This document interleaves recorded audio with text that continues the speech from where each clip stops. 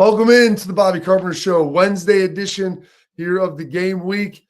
Drinksgiving, the day before Thanksgiving. It's the original First Friday, Schlegs. I mean, it's always a great time to get back to your hometown or wherever. If you're still young, you go out, you get overserved, and then the best part is battling that next day to see how much food you can eat despite a pretty significant hangover. So I know that's exciting for everybody out there, but we got a huge show for you planned today. Going to be a big one. We've got Jansen coming up here after this. We got it with our guy AJ. He is the voice of the Michigan Wolverines. Excited to have him on with what he's able to get done. And then we've got our guy AJ Hawk. So big Ohio State Michigan show. We're going to start off. Welcome our guy, Mr. Aaron James Hawk. AJ, it's been rumored that you're going to be heading down to the game this weekend. There'll be a Hawk sighting on campus. Yeah, I plan on heading down. I mean, how would I can't miss it. And it's going to be – there you go, Schlegs. I appreciate the hot call. It's good. Exactly. You're bringing all the kids. Like, what's going to be the setup for the experience? We haven't exactly figured all that out. I'm bringing at least my two oldest kids. Youngest ones, we're going to have to break their heart probably, but we're still working through that, so I don't really know what we're bump those kids. Well, I mean, tunnel of pride. You tunnel of pride. Really going to appreciate it? Probably not. So I told Courtney, I was like, take the older ones. If you don't want to appreciate it, don't go. I'm like, this is a big ticket. Hopefully, going to be a celebration of a day. And how excited are you for this game? Because I know you don't get to get down to very many. Oh, I'm pumped, man. I mean, I think leading up to Indiana last week, like you could feel it. You could feel like this is when it all matters. And you know, the boys went out there and they took care of business and they did what they were supposed to do against a good Indiana team. So, yeah, I mean, it's here. It's time. It's time to go. And obviously, Thanksgiving tomorrow, but everyone's really looking forward to Saturday, and it's going to be nice and cold as well. Like that's how a Michigan game should be. So I can't wait, man. It's going to be awesome. I think one thing that we can all take away from this, talking about kids going to the game, is that you should make them earn it. You know, like are they going to appreciate it or not? But how much do they really want it? Because when you earn it, right, that has no age limit. Whether you're, an 18-year-old kid living in a house or you're a 12-year-old, it doesn't matter. Like, let's fight for it to earn those tickets to go watch the game that's going to happen. Tell everybody about this game for you, AJ. Like being in it, what were some of the key things or the takeaways that you had from it that you felt like because we did these things, we were able to win the game? Man, that's a good question. I think first off, I know Schlegs, obviously you coming from Texas and from the Air Force, I don't know what you're like, how much you knew about the whole rivalry before you got to Ohio State. I definitely knew. Like we had growing up in elementary school, we'd have like Monday would be a certain theme for the Michigan week, and Tuesday and Wednesday, like you had certain themes leading up to the game. But I don't think until I got there and I got to experience it, I didn't know all that goes into it and everything about it. Coach Tressel did an awesome job, I think, educating me and whoever else needed it. But like I realized real quick how big of a deal it was. And I mean, for Bobby and I, we go out there our freshman year. We went, we beat Michigan, 14-9 at home. Everyone rushed the field. We're going to the national championship. Like that's a heck of a way to start off this rivalry game. And the game was close back and forth. It was a nice, super cold day. I remember as well. Like that's how I got to my start in the whole rivalry. So I was very lucky. But I think the biggest thing for us, like we had confidence going in every time. Even our sophomore year, we went there and got beat by a really good Michigan team. Like it still bothers me, but I still feel like every time we step on the field with them, we felt like we were going to win. And I think the Bucks know that. The guys know, like, hey, let's just do what got us here, not put too much on it, not make too big of a deal out of it, and just realize that, hey, this is what we are destined to do.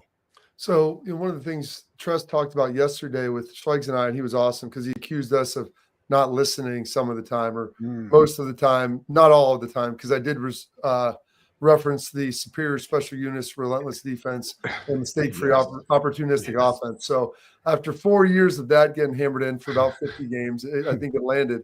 But he talked about the emotional edge in this game, and that's why it's hard to get on these big runs where you are winning 3, 4, 5 in a row. Ohio State had a very unique situation where they're able to get on that. But, he goes, because when you lose, it builds up all year. You lose again, it continues to build.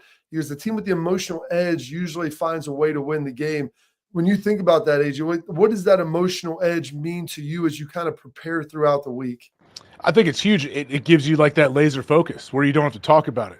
We know like big games are usually the weeks when you kind of have your crisp practices, the coach isn't restarting drills, and everyone kind of has a quiet confidence about them. And I feel like that's how we always had going into it. And as each day got closer and closer to the game, like, Tuesday, okay, yeah, we're locked in, we're focused, we're ready to go. Wednesday, even more. Thursday, by Friday, you're like, all right, let's go. We are ready to play right now. And I think that's what it does. It gives you like it forces you to have this laser focus because everybody understands what's on the line, and like, hey, this is an awesome opportunity we have in front of us. Whatever side you're on, if you're the favorite, you're the underdog, whatever it is, like, it's a huge opportunity for you. Tell everybody a little bit about the physicality of this game and how it's different. I mean, it's one of those ones we always talk about. You got to be able to run the football. You got to be able to stop the run. You can't turn the ball over. And again, Tress going through like all the years of this, right? Just the physicality of this game, regardless of the records, like, what did it feel like? It's great. Like, honestly, there's a different feel to it for sure. And I think it's just you kind of understand it in pregame when you get out there, whether it was at home or on the road against Michigan. You kind of like it has a different feel to it. And, like some of our guys might be going back and forth as you're jogging by in warmups or something. They're yelling little things back and forth to each other. I think it's great to have like an old school rivalry where people don't like each other. And it's a known thing. Like, hey, they realize, hey, we don't like you. We don't like you guys either. Great. We may go and play together in the NFL on the same team. We'll be cool then, but we're not cool today. Like, that's how it works. And I think the coaches feel that. The fans definitely feel that. And it's just awesome. It's a cool thing because you get out there and it's sometimes not even like the huge big collisions that the crowd will ooh and ah over. It's not as much that. It's just like every single play, dudes playing through the whistle, trying to finish guys, trying to get you on, trying to knock you down, trying to get like the edge and make sure like you realize, hey, no, you didn't fall forward, buddy. Like, you're falling backwards every single time you're carrying the ball. Like, that's what you want to set the tone early. I mean, the people know it, Age. It's been your calling card, elite dude finisher, especially in big games, especially so good. No one does it quite like the Hawkster. A guy who knew how to finish off his career, but always get us started, though. Also knew how to get you started there at the beginning of the week.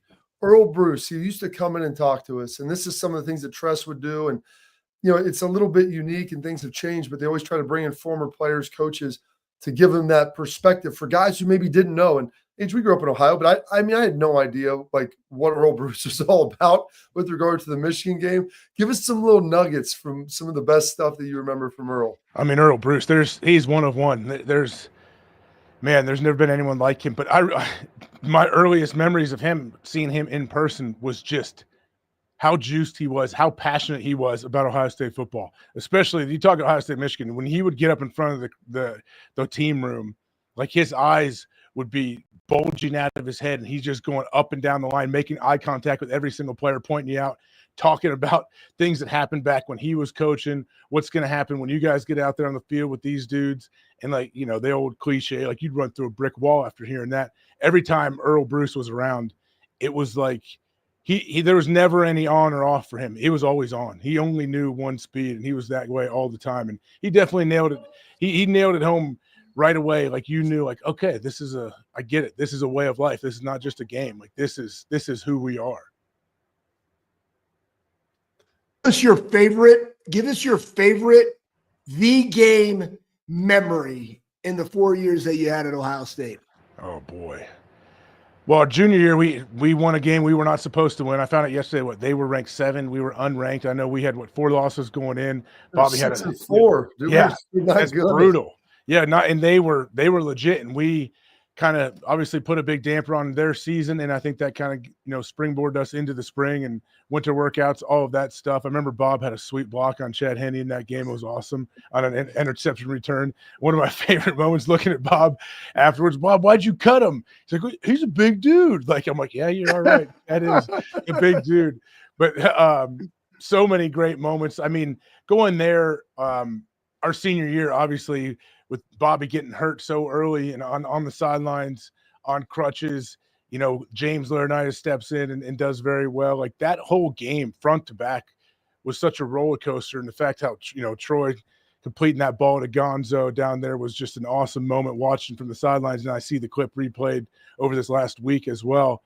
So it's hard to like pick one thing, just everything surrounding it. It was great. Like the bus ride was there. Obviously the post game in the locker room, Eddie George is there with us our senior year. That was just everything about it. Even the Michigan's tunnel, how you come out the same tunnel, which doesn't make any sense. Like, how are you not going to get in fights every game? Everything about it's awesome. Yeah, it is. It's a legendary experience. If I were to ask you, like, going 3-1 against Michigan, obviously it's something that we grew up, AJ. You looked at it, the decade of the 90s, obviously not that level of success. Tress flips that, Urban continues to push it on. Like, in your mind, what's the secret to being successful in that game?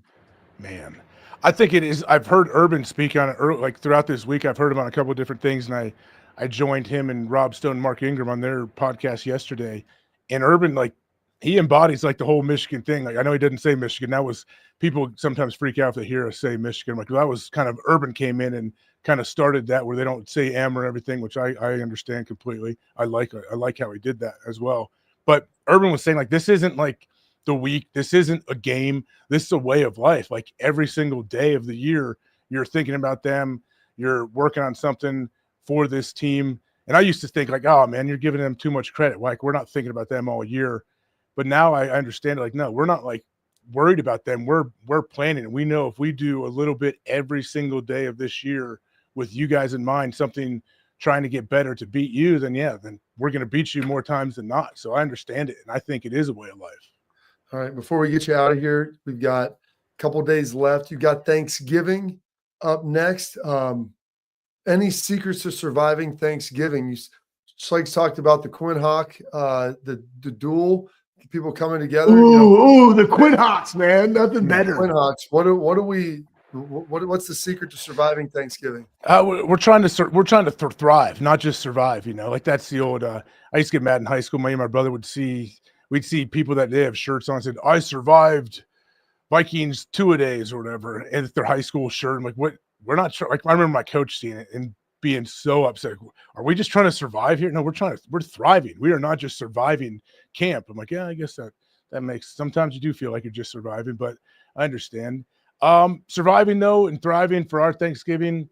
Hopefully nobody goes to the hospital.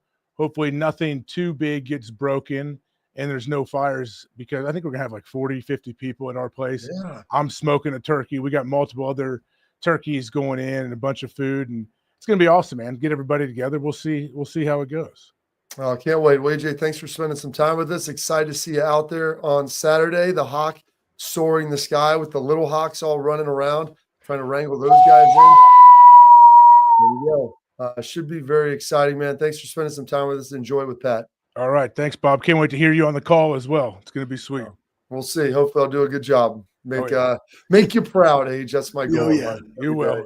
That is Mr. AJ Hawk. All right, before we get out of here, we got John Jansen up next, 11-year NFL vet, 50 straight starts at Michigan. But we'll tell you about Export. Parents, athletes, protect what matters most with Export mouth guards, trusted by professional athletes, designed by NHL team dentists. They're scientifically tested to help absorb those high-impact hits, protecting both your teeth and your brain. Export mouth guards feature 3 layers of advanced protection, including the patented use of carbon fiber that they 3D print right onto your grill for more protection, better performance, max comfort, clear communication, so you can focus on your game, not on your gear. Don't take chances with your safety. Go to exportguards.com/Bobby. Save 15%. Export, protect what matters most. John Jansen, Michigan, coming up next.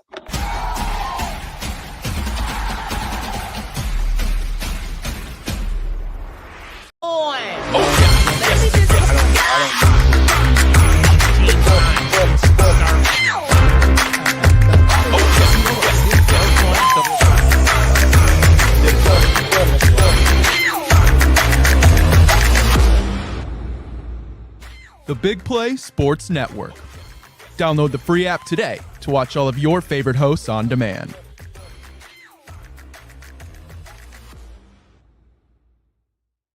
I'm Garage Beer, and this is Bobby Carpenter. Garage Beer. Beer-flavored beer. Beef with an F? Okay, my bad. It's crisp and cool, and it doesn't taste like. I'm Bobby Carpenter. I drink in garages because my wife says I don't belong inside. If you like a cold breeze on your bag, drink garage beer. It's American, and so can you. Garage beer, beer flavored beer.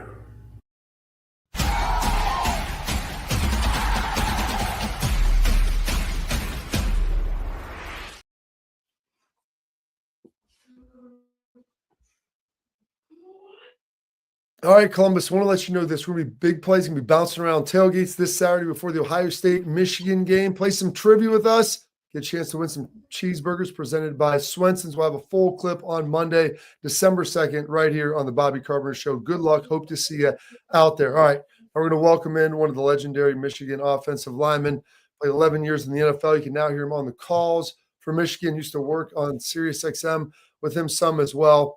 Battled him again in the NFL, longtime Redskin, and then finished with the Lions. We got John Jansen. Apparently, we got a little bit of issues here with his video, but here he is coming back in and excited to be joined by him today. We can get him. So he's a really talented player, 50 straight starts. That's amazing. Just remarkable dude. Just happy that he can take some time with us today. We had James. Let's talk about that. I mean, like, regardless of where you go, Bob, somebody that goes into a university, Michigan, Ohio State, Fick was kind of like this too, right? Same mentality. 50 starts is 50 freaking starts, man. Like that in and of itself. And then 11 years in the NFL, offensive lineman speaks for itself. Absolutely. 11 years offensive line, 50 straight starts at Michigan, All-American, great player, phenomenal dude. On the call now for Michigan. Pleased to welcome in John Jansen. John, how are we doing today? I'm doing all right. Sorry about the technical issues. Obviously, I'm in my truck, so it was bouncing back and forth. I think I got it figured out now. And we appreciate it. I know it's a busy time of the year, but you're of our era where they had the game before Thanksgiving, which I always love because you got done and then you could enjoy the Thanksgiving holiday. Kind of crams everything up this week with all the festivities. Well, it does, but from a student-athlete perspective, the thing that I think is awesome is you don't have class this week.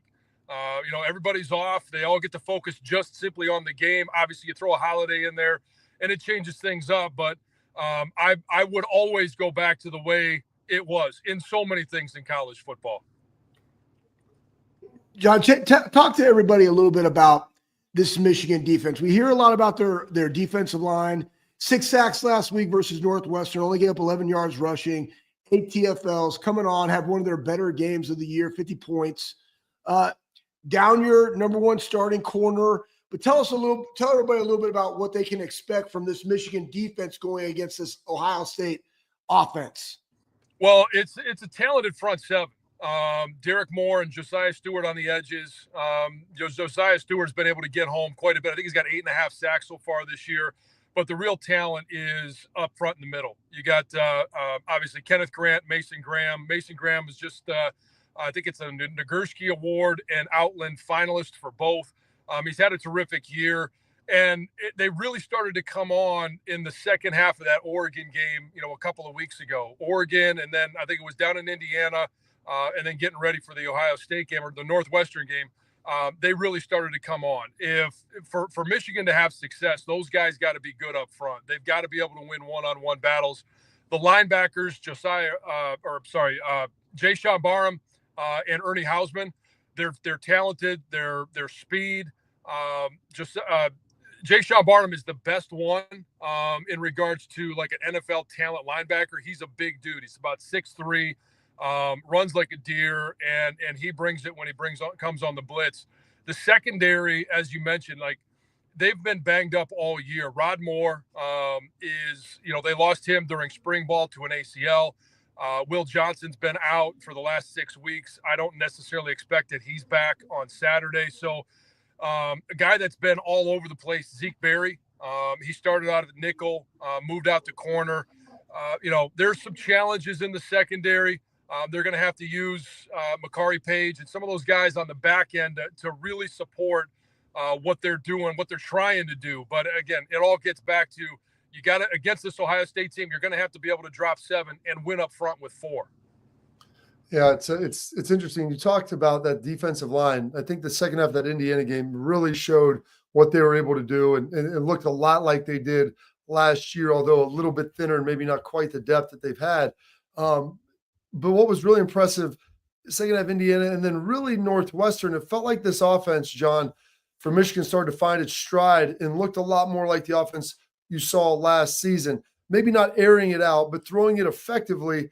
But I saw the success in the run game, more of the multiple formations and some of that complex gap scheme running that was a calling card for the Wolverines under Harbaugh.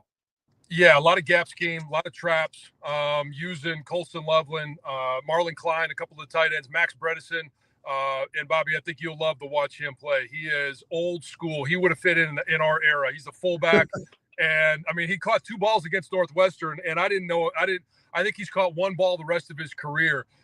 So he was jacked up. But you're right. The pass game for Michigan has been a struggle all season long, and it's been a quarterback issue with turnovers. It's been a receiver issue, not running the right routes, not being where they're supposed to be. But the biggest one has been the pass protection. Against Northwestern in the second half, they found a little bit of confidence, and it was really a lot of quick passes, not asking them to hold up in pass protection and running, a lot of deep routes. So if they can get some rhythm in the short passing game, take some shots when they're available, but allow that offensive line in those 3- and 5-step drops, they can treat it like a run block and just come off the ball. That's going to give them a little bit of an advantage. Yeah, talk to everybody about Loveland, because that's really kind of your third down guy. This game seems to be the teams that win first and second down, obviously on defense, are going to have a competitive advantage, especially Ohio State's defense versus Michigan. Again, I can't just make it quick, right? I got to get pressure on the quarterback. I got to throw it down the field. Is he going to be back? Like, where does he fit in this? I know the guy's been playing through injury all year. Absolutely love watching the kid. He's a really competitive dude. Where is he right now in that situation? Well, I sure hope he's back. He has to be back, and I think he will be. I don't have any inside information to share with you other than, I've seen this throughout the course of my career where you've got a guy that gets dinged up earlier in the year. He missed the USC game, had a shoulder. In the first half of the Northwestern game, he finished the half, but there was a hit that he took where it kind of looked like he got up and it was favoring that shoulder. He continued to play. The game wasn't necessarily in hand, but I think we felt like we had good control at halftime. I believe it was precautionary that they held him out in the second half so that he would be available. He's the leading receiver for this team. He has the most targets, the most touchdowns. I mean, the offense really needs Colston Loveland. And when you're a 6'5" athlete like he is, and you can run block, and you can, you're just hard to defend in the secondary, they've got to have that target. Whoever the quarterback is, and obviously it's going to be Davis Warren to start, they need a big, reliable target that they can count on and find when things get crazy. So, John, you had a lot of success in this game. Obviously, you won a national championship in 1997, and I always think there's a lot of historical significance and parallels to being able to win this game regardless of era. What was the secret to being able to be part of some of those really successful Michigan teams, and then especially successful over Ohio State in the game at the end of the season? Well, I mean, it's really hard to put your finger on, but those teams, like in 95 and 96, where we ended up 8-4, right? Nothing spectacular. Ohio State was number 1. It was really a matter of, we had to go into that game knowing that we couldn't make any mistakes, knowing that we had to play our best game of the year. And, in 96, down in Columbus, I think we were 17-point dogs, where, this year, I think it's 20 plus. But you've got to realize that when you go out in that stadium, there's not going to be anybody that you can look to for support except the guys on the sidelines. And when you have some good leadership from the sidelines and guys that have been in this game, where, like in my first year in 95, Joe Marinero, he was the guy that was playing right next to me. And I, growing up watching this game, it was a dream come true to be able to play in it. But at that first experience, you kind of almost lose your mind. You got to have some of those veteran guys that can calm you down, bring you back to center, and play with passion, play with emotion, but also play with control. And in this game, there's plenty of guys, not a lot of starters back on offense, a lot of guys with experience, and defensively, most of those guys played in this game the last couple of years. All right, John. What does Michigan have to do in this game to get a win? They can't turn the ball over. I mean, that is number one. And we're talking about the basics of football, right? So one, you can't turn the ball over. You can't give an explosive offense more opportunities. You can't give them sudden change and momentum. But offensively, they're going to have to find a way to have some sustained drives. If they can control the line of scrimmage and run the ball, even if it's not, if it doesn't end in points, the main thing is you can get a 5 or a 6 yard drive and end it at least with points with a field goal. That's a huge win. I'll take that early in the game, and hopefully they can get some confidence going in the second half, open up the passing game a little bit, but it's really going to be about time of possession, and just don't let Ohio State have the ball. Don't let that powerful offense on the field. Yeah, it's kind of always it. And Jim Tressler used to always talk to us, the team that wins the rushing battle. I think you go back 25, 30 years, and over the course of history, it's pretty significant. So not turning the ball over, time of possession, obviously big in this as well. You're a guy that's from Michigan. I'm an Ohio guy. We had AJ Hawk on, Ohio guy. We had Jake Butt on yesterday, out of Central Ohio. And there's a lot more national recruiting today, John. I mean, by everybody.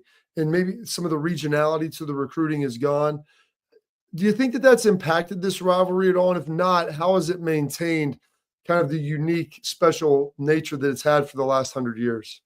I think it has a little bit where, you look at the rosters, right? And the bulk of the roster, or at least the most kids for Ohio State, are from the state of Ohio, the highest percentage. The same thing here at Michigan. You still have the highest percentage of guys from Michigan, but before it used to be, of 120 guys, you'd have 65 or 70 that were from the state of Michigan. Now it's probably 40, 45. And guys that are coming in, they come here because they want to be a part of this game. They want to play on a national stage. So they do somewhat understand it. But until you live it, until you breathe it, until you've played in it, I don't think you can ever fully grasp, even if you grew up in it. I don't think you fully grasp what it is to be in this game. And I think the biggest difference is we have more young guys playing. It used to be at Michigan where, I started my second year, but traditionally it was, not until year 3, maybe even year 4, and guys would be around 5 years.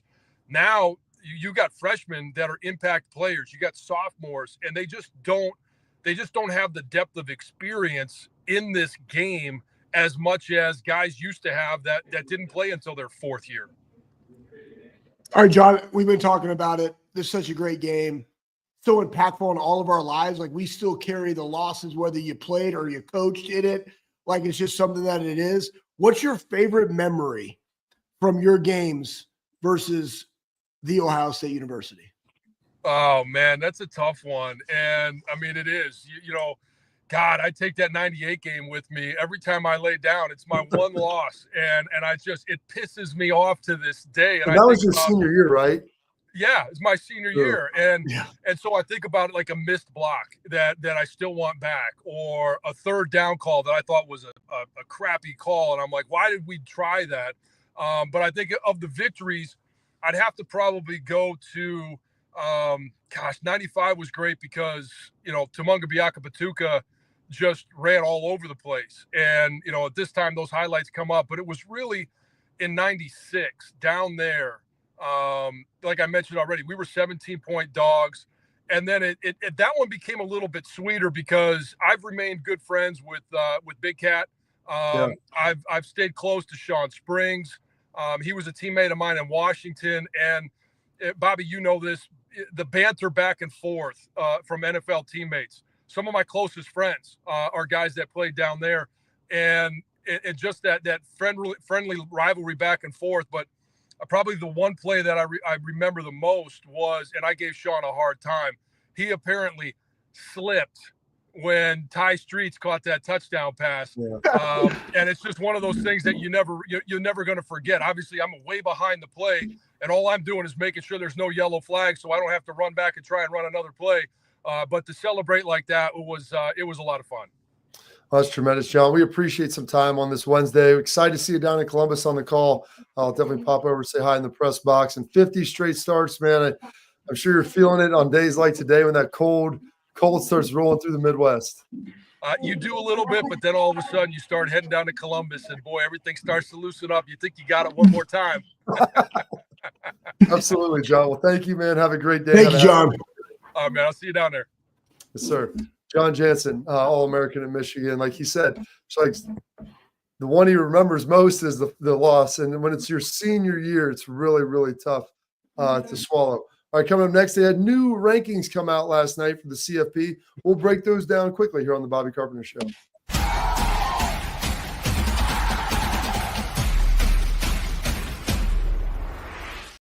We were called soft last year. You don't want to be soft, especially when you come to the playoffs. So that's going to be a process throughout this season of establishing us as a harder team here in the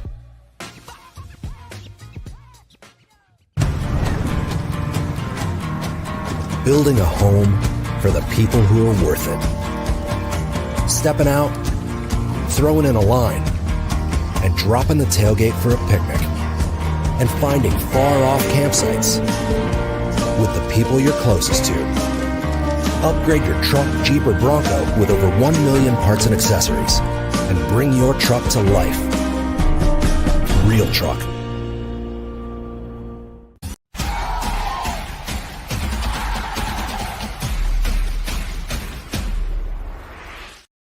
Holy smokes. Very robust show, very robust week. Going to be off tomorrow. So if you're watching, please like, subscribe, leave comments, questions. We'll get to some of those as well here later today and on Friday. Cardinal Jones is going to join us on Friday, so very excited about that as well. Always remember the losses more than the wins, Schlegel. It's the brutal part of humanity. Yep. But they released a new college football top 25. Top 4 staying the same: Oregon, Ohio State, Texas, Penn State. Then after that, some surprises. You saw Indiana fall to 10, Schlegel. When you saw that, when you saw them come out, fell 5 spots, feel about right? Too much? Too little? My biggest thing is it doesn't even matter, right? It's about being in the playoffs. They're still in the top 12.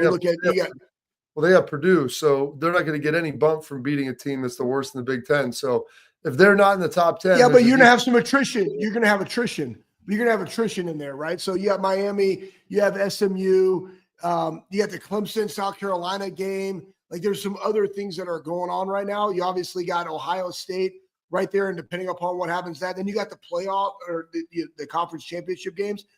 To me, it's just, are they good enough to be in? The thing that concerns me the most is that Alabama just sitting there at 13. You got the Auburn game. How are they going to be viewed on this? Like that's, I guess when you say, are you concerned about that? That would be the concern. They're at 10. Alabama beats Auburn, who just beat Texas A&M. Do they jump in front, right? Like what happens with the Clemson? Then you even look at, where's the Big 12 in this whole situation, right? They're all the way down there, 16 and 18 and 19, and they're going to get a bid. So the biggest thing I'm focusing on though, Bob, is the Buckeyes. That's all I look about. That's all I look at, man. Just take care of your business. Well, I think with a win on Saturday, Ohio State's either going to be in the 1 hole or the 5 hole at the worst. You're going to need a home game or a bye. Ideally, you'd like to get a Big Ten championship, put some hardware in there as well. Oregon undefeated, really the lone. They are the lone undefeated team now. Lone undefeated. Yeah, they're the Highlander, 1 of 1. Buckeyes will have a chance to play them for their potential. What would that be? 4th top 5 matchup game of the year. Yep. After playing Penn State and Indiana as well, with the rematch potentially looming. That A&M game, it's interesting because Schlegel, they play Texas. The winner of that game will play Georgia in the SEC championship due to all the attrition and everything else crazy that happened. It would be wild if they make it in, if they make that game, Schlegel, because I don't know how, if A&M makes the SEC championship, whether they win or lose. If they win, they're getting the auto bid, but if they lose, they'll be a 4-loss team at 9-4. But I don't know how you would leave out, I guess, a 4-loss team that played in their conference championship game if you believe the SEC is as good as what it's supposed to be. Well, now that you even brought that up, right? Indiana in there, and you look at Miami's schedule. I think that's why you're kind of saying that and where they are. And it goes back to like everybody just talking about the SEC, and then you go back and you had Indiana that lost last week, and everybody is talking about how they view that. And I think the best way of, taking in consideration Indiana is that it wasn't Indiana's a bad team. It's just Ohio State is clicking on all cylinders and is an elite team. Like, you can't discredit them for the way that Ohio State played. Like, it's almost discrediting Ohio State in that perspective. But then to say, like, the SEC, again, they had all the opportunity, everybody playing, not somebody said this, bowl eligible teams. We did not say that. We said unranked teams. They were all facing unranked teams and got beat, right? So that's the parity. But, it would be crazy, Bob. In my honest opinion, you can't discredit somebody that goes to the conference championship game and loses. Like, they're the runner-up in the conference, so to speak. They lost that game, and now they have 4, right? Then you got South Carolina in there with 3 because they got Clemson this week. Like, where are they? Like, that, again, craziness. I love it. There's parity in college football. It's exactly what we wanted. We thought we had chaos with 4. You got way more chaos now with 12. All right. That's our little college football nugget of the week. We got some other big stuff here in our headlines coming up because there's some things that have been thrown out in the Michigan locker room. Ryan Day talking about the game and what it means to him and whether they're ready. I mean, it's and how good is this Ohio State defense? Well, it's been stuff of legend thus far and could go down in history if they're able to take care of business on Saturday. We got all that for you coming up next on the Bobby Carpenter Show.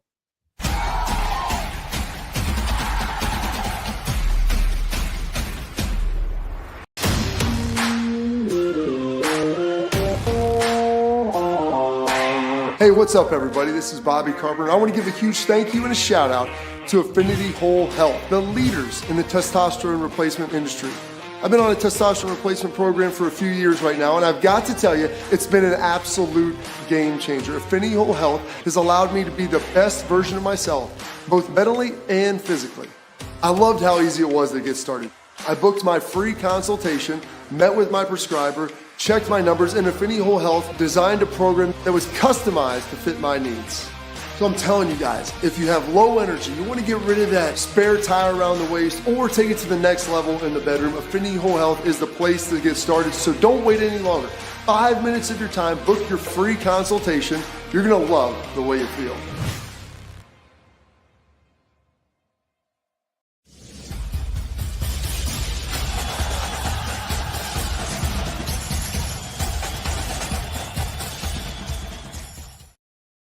All right, welcome into our headlines, brought to you by our friends at Affinity Whole Health. Schlegel, Affinity Whole Health, they have customized treatment programs to help you feel better, whether it's muscle loss, weight gain, poor sleep, irritable attitude, not the energy you used to. Affinity's got a plan for you. So here's what you do. You go to affinityWholeHealth.com, go check them out. You're going to go in there. They're going to get a workup, take some blood. What do you want to do? And listen, it's the holiday season. If you're thinking about adding on some extra pounds because you've been eating too much, listen, semaglutide will help you cut those cravings. You can put a TRT program in together with it so you hit the ground running in 2025. Don't wait till January. Make sure you get into it and get started right now. I've been a patient there for the last 7 years, and they are tremendous. So go to affinityWholeHealth.com. They're in Columbus, they're in Cleveland, they're in Indy, they're in Chicago. They are there for you. All right, we're start off, Schlegs. Ryan Day. Start off. Talking about the game. Yep. We'll toss this up there. You want to know if they're ready. What does it mean to say this? To say that this team, these leaders, and those seniors want to win this game? That would be the biggest understatement of all time. And yeah, I love that Ryan has leaned all the way in on this. You can't run from it. He, I thought, has done a really appropriate job of signaling the significance of it and the importance of the game, without trying to like overhype it and saying like, we've got to win this, this is this, but just saying, listen, we've worked on it all year. The guys know it. They came back for this. This is important. But then not sitting here dwelling on like, and not sounding like it's a desperate situation. When they ask how he feels, excited. And that's how I feel right now. Yeah. I think what he's done, Bob, is like, they haven't made the statements we saw earlier in the year, like we're going to win a national championship and stuff like that, to where it's like Ryan saying, talk us about the Indiana team and all the hype, and they're really, really good. And he's like, so are we, right? Don't mistake like what we've done. But he also didn't say, "Oh, we got to go win this top 5 matchup because I'm whatever in it." Because He knows the game. That's why knows he has to win. That's exactly right. So in this one, I think that sometimes people forget all the different things that we do throughout the course of the year. I'm talking January, right? 340 something days till you play that team up north, and it's on the freaking clock in the Doomajink on the weight room, right? In the weight room. In the weight room. Don't worry about it. In the weight room. Yeah, it's a place. Pace, whatever. And anyways, we're doing push-ups and sit-ups, and guys we're running it back. Like, that's not appropriate. That guy. Right? Like, that's what it's about. It's the whole year to get to this point. You and I talked to Tress about that. It is important. These guys came back. You have a quarterback in Will Howard. He is a senior, but he's like, I want to win this game. Yes, but I want to win it for the guys that have been here. I want to win it for the guys that have come back. They know the significance of it, right? And so I love that to your point, Bob, he has done a really nice job of walking that line, everybody understanding what his guys are putting. It's always about the players, and that's what he's been making it about. And he's also been doing things, right, going on for 4th and 10 in that Indiana game. Like, Ryan is there to win. Like, it's like the governor is off. We're going to go win games. Trust my players. Trust the dudes. They will get it done. All right. So there's one way to handle it, like Ryan's saying. They're ready for the game. They've been focused on this. Anything else would be an understatement of life. These guys came back for it. They've talked about it. Enough talking. We're going to come out and we're going to focus. And he said this process-oriented. Like, and this is one thing that Tress has always said, like, you focus on the process, the results take care of themselves. And trying to teach young people that, like kids, young players, they're like, I want to go win. You can't just get to the Michigan game and then say, we're going to go win it. It's winning it every day with your effort, with your consistency. All right. And so this is the other way to kind of handle it. Jermaine Matthews found this, and Michigan players out here. I would have you play the sound, but folks, it's too profane. Like, I don't want to be about that life. But say, some derogatory comments about Ryan Day, the Ohio State team, coming straight out of the Michigan locker room, Schlegs. And I love Jermaine Matthews' comment back to it. Nothing about, like, we ain't that. We're going to whoop you. Like, all these things. No, just noted. Just noted. Like, checking it off. Jermaine is a Cincinnati dude. They got a number of Ohio guys that are on this field, and the guys who aren't, like, born here or from this region, like, they understand it. They do a good job talking about it. And is just noted. That's all you need to say. Like, post-it note, boom, on the wall. I like how they put on there on this thing, it said, made a dog for real, right? Like, maybe that's what, like, I don't know. Maybe there's a crying emoji. We never had, honestly, I don't even know how you would talk smack, Bob. Like, we would have talked smack back in the day. I'd be sitting in my locker with a dip in, just be like, I'm exhausted. Like, I'm just I'm going to go get in the cold tub. I'll see you in film study the next week, and we're just going to prepare different nowadays. But Jermaine's handling it the right way. Our guys are handling it the right way. But it's also like the process that you talk about, Bob, process-oriented people. I tell this to kids all the time. You can't just go out there and flip the switch and automatically competitive excellence. It's something that is trained all year for this game, right? We want competitive excellence in the weight room. Ryan talked about it. The game does not care, nor does Buckeye Nation, nor do fans, nor does the other opponent. Like, you got to go win your one-on-ones. That's what we train for. This is just a side nugget. Noted, right? We'll put the pads on. But in this game, people have alluded to it. Those that can control the emotion, right?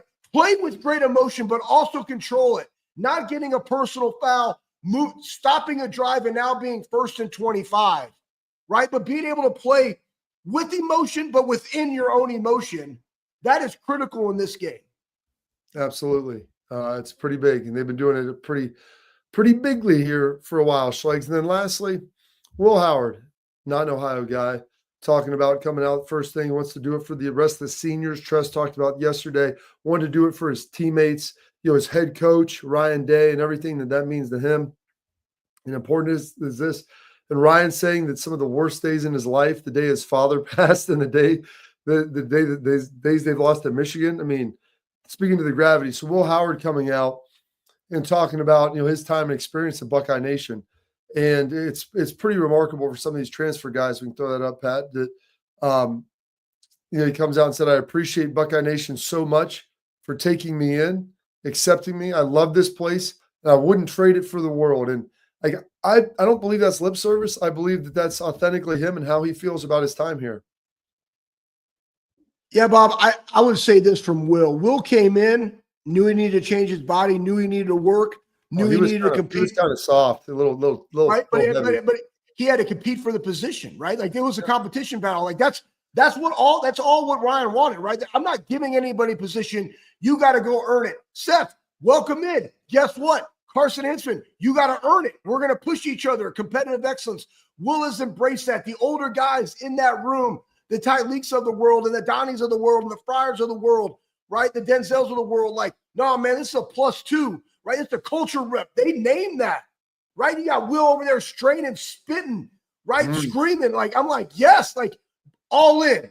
That's how you know when somebody's going to be all in. They're going to strain, not for me, not because I'm their coach, not because they want to go play in the NFL, but for their teammate. Then you go look at just that buy-in, and then also to be able to say, man, I want to be coached. I want to be coached really, really freaking hard. Boom, you bring in Chip Kelly. You got Ryan Day, developed a 61% career, probably actually a little less than that, passer. Now he sets a school record individual season, I think career-wise, with 6 games over 80%. Heading in the right direction, going in this game. He also understands, though, Bob, I had the fortune of being a transfer, but having a year and being here for 3 years. He's come in and understands, 1, what the rivalry is, 2, why his buddies, his teammates came back, and the significance of that for his teammates and honestly all of the great state of Ohio. In Ohio, Buckeye Nation. Like, he understands that. You have to have your quarterback. You have to have your quarterback that understands that, and Will Howard does. And I love it. All right, he does. All right, we got Tailgate Talk by Real Truck coming up next.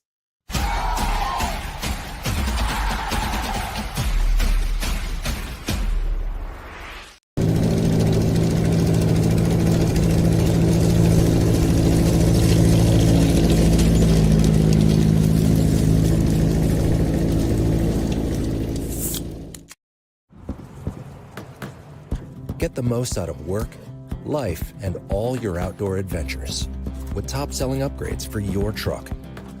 Guaranteed fit, free shipping, easy install, expert support, and thousands of dealers just a click away. Bring your truck to life. Real Truck. Upgrade today and save between $50 and $400 on select Real Truck products. Visit realtruck.com/specials.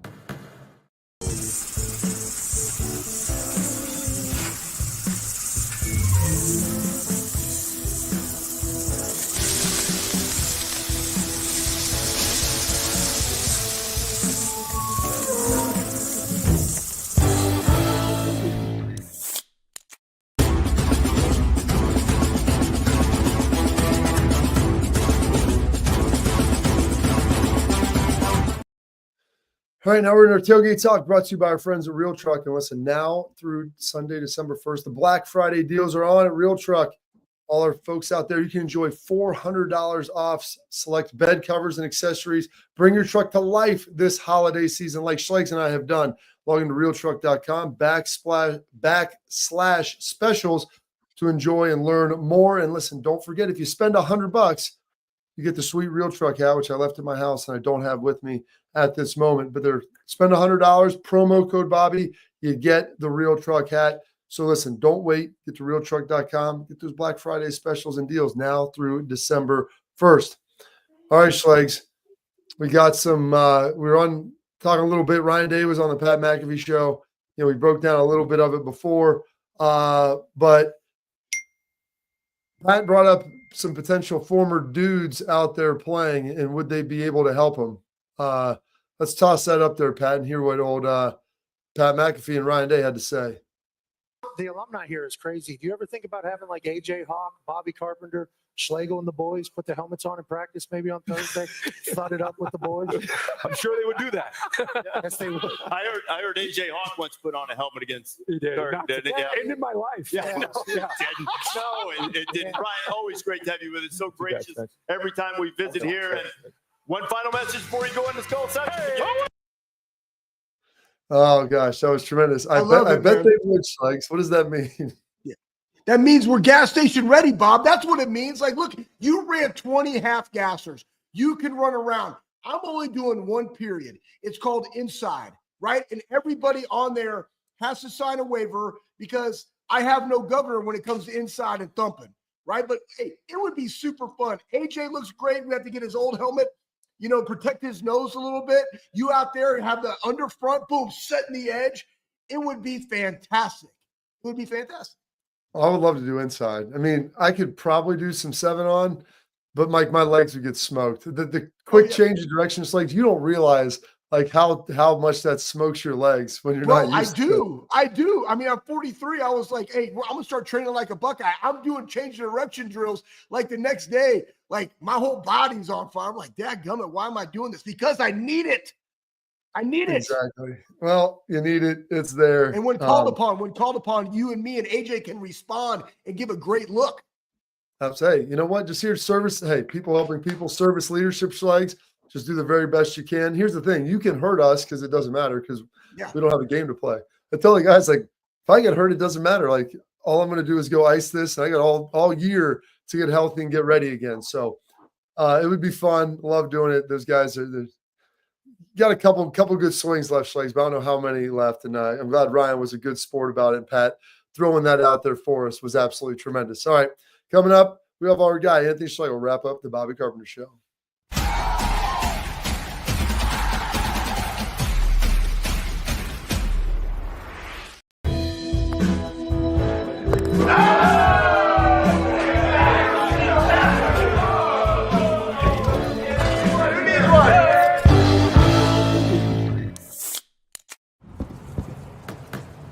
Get the most out of work, life, and all your outdoor adventures with top-selling upgrades for your truck.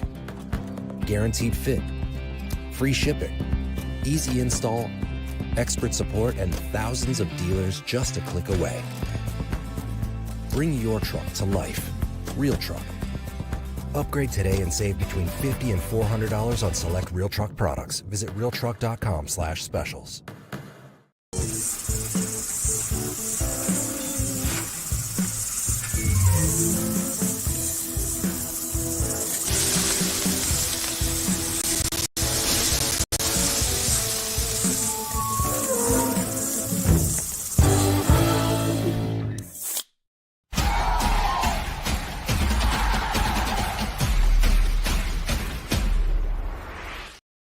All right, Schlegs, 30 seconds. What do you got for Thanksgiving?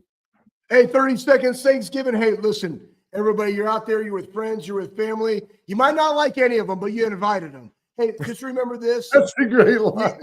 We all have something to be thankful for. Focus on that. Have an attitude of gratitude, right? Don't serve dry chicken or dry turkey, okay?